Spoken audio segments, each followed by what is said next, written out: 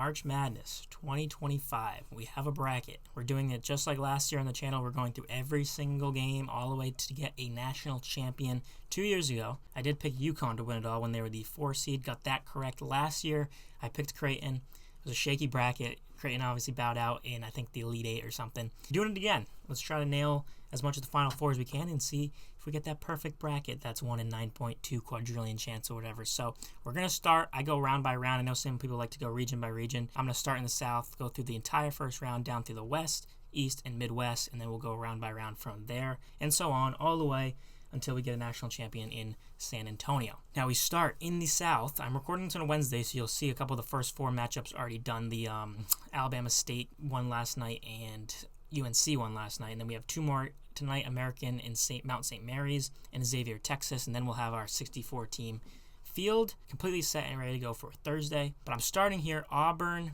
is going to beat Alabama State. Auburn had a tough end of the year. They lost 3 or 4 games, I believe, but let's be honest, they are going to beat Alabama State. I don't think any 16 seed is going to be a 1 seed this year. Spoiler alert. Then we got Louisville and Creighton, which is one of the hardest games, I think, in the entire first round. It kicks us off, of course, 12:15 on Thursday. This is the game that gets it all started. I was going to take Louisville in a lot of matchups. Chucky Hepburn scares the hell out of me, but I am going to take Creighton.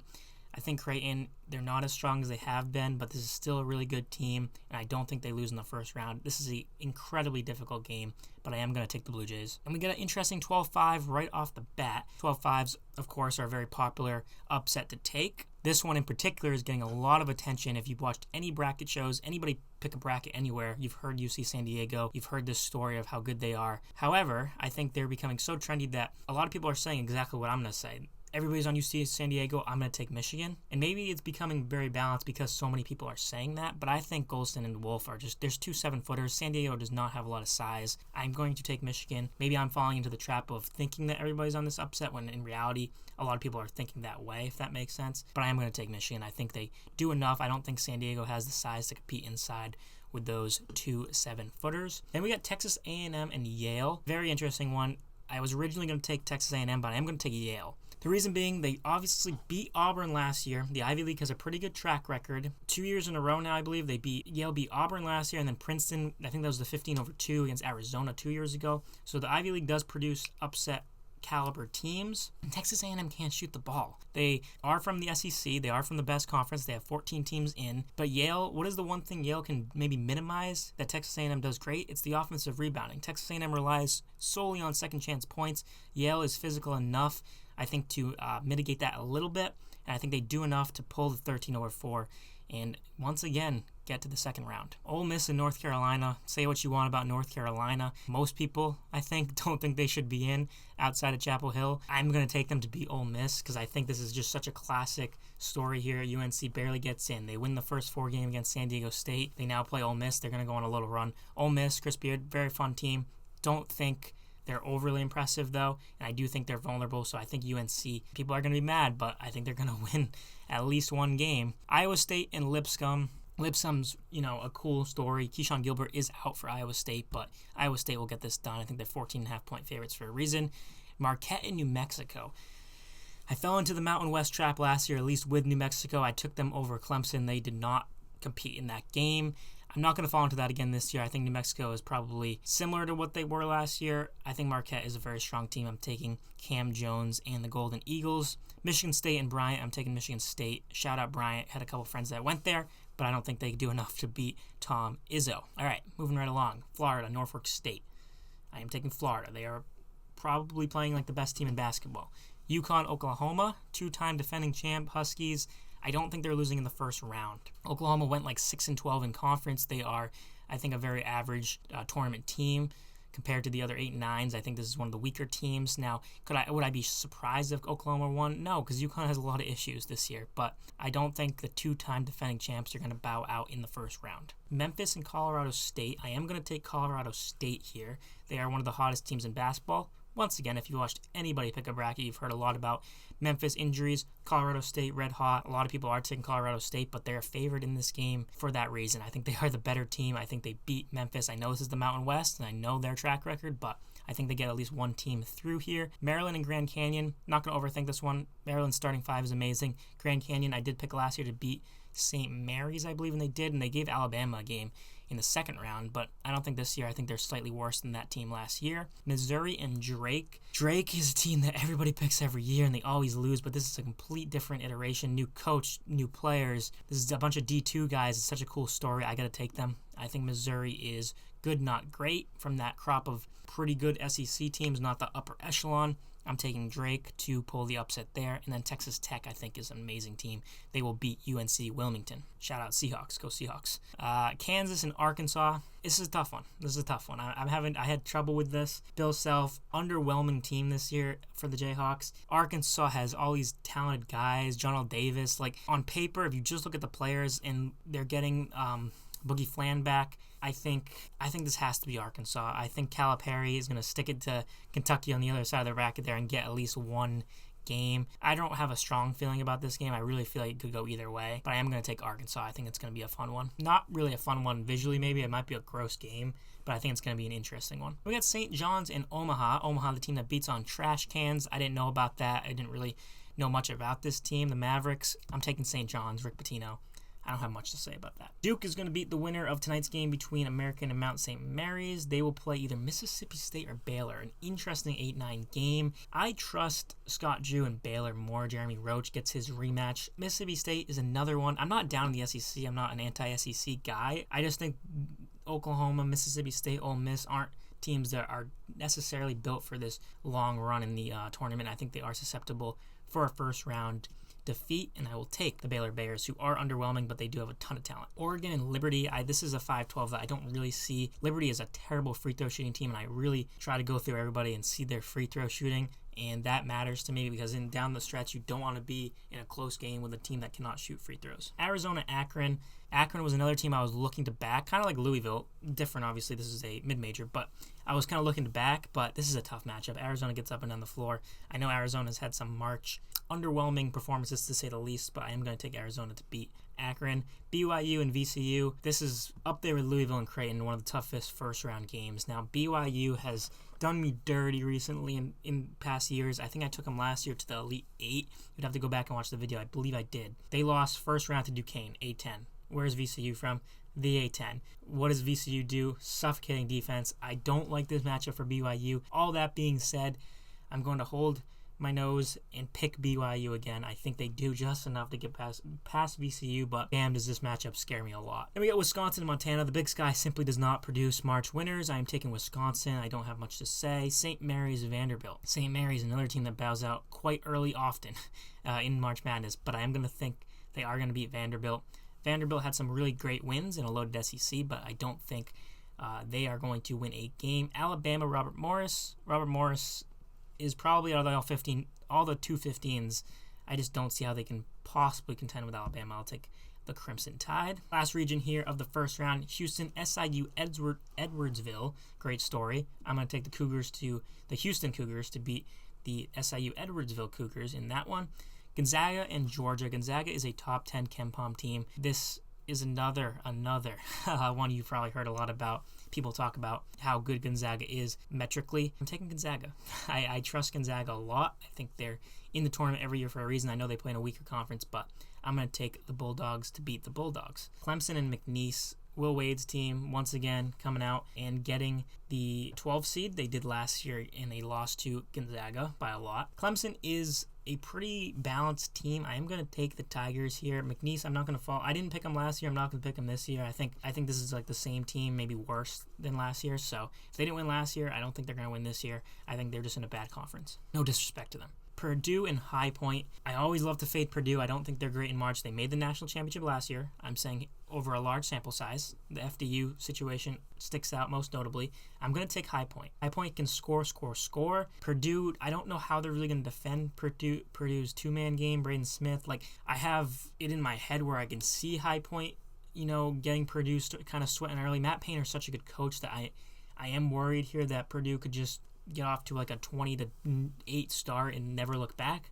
But I'm going to pick my spot here, and I'm going to take High Point in their first ever dance. Here's an interesting one. Illinois against the winner of tonight's Texas Xavier. Now, I expect Xavier to win tonight, but either way, I'm going to take Texas or Xavier to beat Illinois. Texas would make me a little more worried. I think Xavier is really getting healthy right now, and Fremantle, and they're kind of feeling themselves over the past month. Texas has been, they've had a gritty win against Texas A&M in double overtime. They have had some great wins, but they've kind of been underwhelming.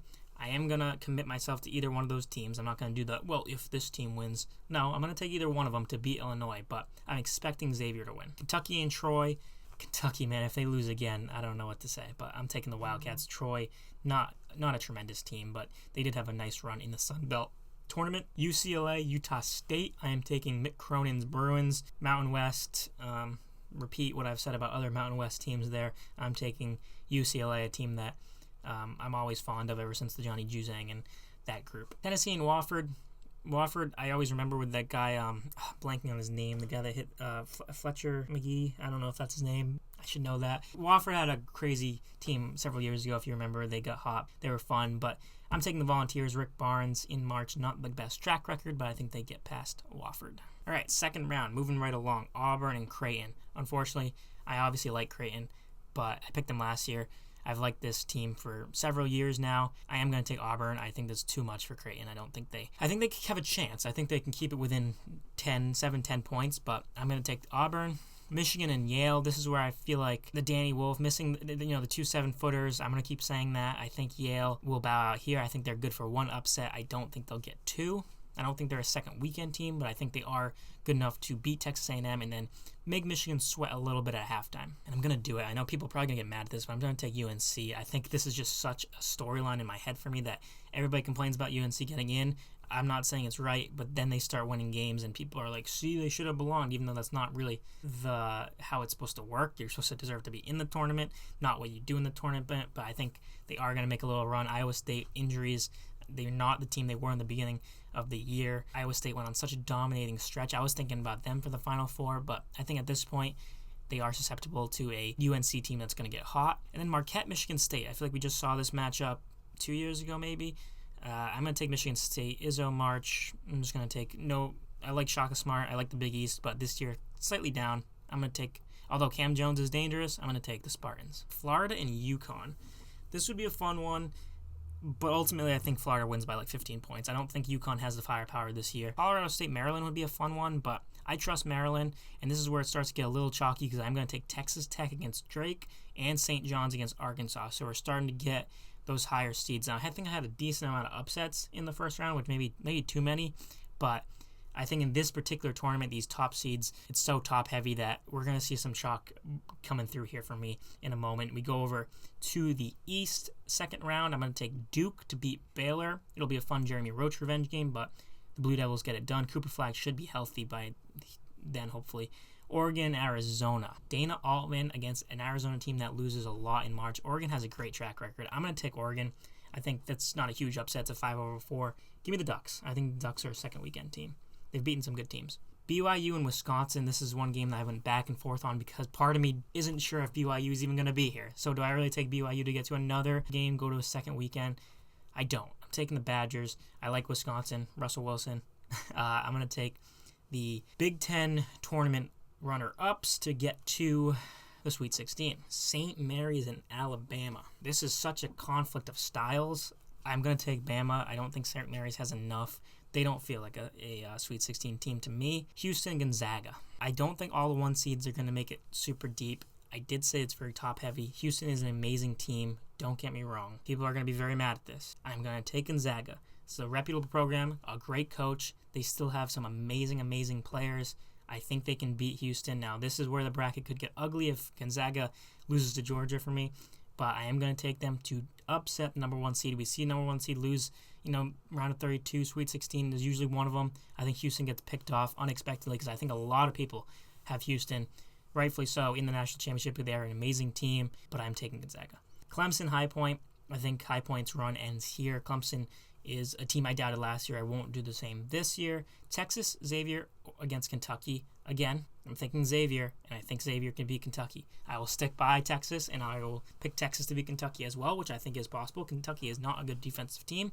If they go cold, they are susceptible. Give me Texas/Xavier. I'm leaning Xavier. UCLA, Tennessee. I went back and forth in this one. This is my region where I really have it breaking open, as you can see, 8, 5, and 11. I will take Tennessee to hold down for the lower seeds. I'll take the 2 seed to get to the Sweet 16, but that's a little nervous whenever you have an 8, a 5, 11, and a 2. But if you think back to recent years, I feel like there's always one region that kind of breaks open. I'm picking it to be the Midwest. Scary with such a sound Houston team over there, but I am going to pick it. All right, Sweet 16 time, Auburn, Michigan. I don't think Michigan has enough. I think Auburn takes them down, and I think this is where the run for UNC ends. I will take Tom Izzo, Michigan State. Michigan State concerns me just because of their poor three-point shooting, which is a concern in March. You want a team that can, shoot the three, but I think they do enough to beat UNC and set up a fun matchup with Auburn, 1-2, little chalk out of the South. And then I'm going Florida over Maryland. That could be a sneaky great game. Maryland has the talent to compete with anybody, and I could really see that game going down to the wire, but I think Florida takes it down. Walter Clayton Jr. carries them over the edge. Texas Tech, St. John's. Another fun game. I think people are way too high on St. John's, though. This is not a good offensive team. They are an amazingly coached, gritty defensive team that can get in rock fights, but Texas Tech is very underrated. They are healthy. They are ready to go. I picked them last year, I believe, to make a run. I think it was last year, and they have let me down in the past, but I think this is much more of a Final Four contending Texas Tech that we saw in 2019. I think they're much closer to that. JT Toppin, who's stopping him right there? Give me Texas Tech. Duke and Oregon. Part of me wanted to roll the dice on the Ducks, but I don't think their numbers aren't good enough. I have to take Duke here, and this is the game that gave me a ton of trouble in the Sweet 16. Wisconsin, Alabama. I was leaning Alabama, then I went Wisconsin. Alabama, Wisconsin. I settled on Badgers. I don't feel great about it because I think the Badgers can lose to the BYU VCU winner, but I'm picking my spot. I think the Badgers, this is a much more aesthetically pleasing Badgers team than years past. I don't think they're going to go super cold like they did. They were really gassed in that Big Ten tournament. I think they do enough.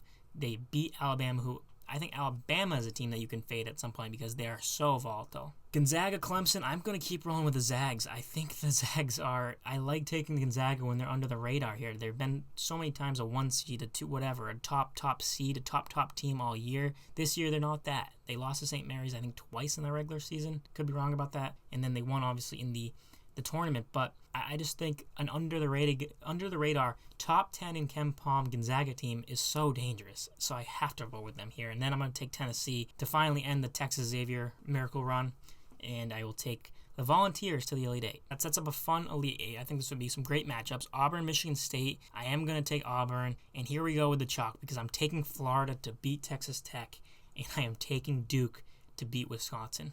As you can see, that's 3 1 seeds. We're not going to have all 1 seeds because I'm taking Gonzaga to beat Tennessee. All the same reasons I just said, plus Rick Barnes and Tennessee usually cannot make it too far in March. Auburn, Florida, Duke, Gonzaga. That's a seed total of 11. Not great usually. Well, yeah, actually, that's not true. Usually it's around 12, 13, I think. And we have 3 1 seeds, which is the concern. But I think if there's a year to pull the trigger on 1 seeds and have a lot of them make it, I think it's this year because look at these 1 seeds. Auburn, best team all year. They struggled down the stretch, but they have one of the best players in the country. They have a great coach. They have an experienced team. Florida, dominant, not as experienced in the coaching department, and they're dominant all year. They're beating the best teams in basketball. Duke, Cooper Flag, need I say more?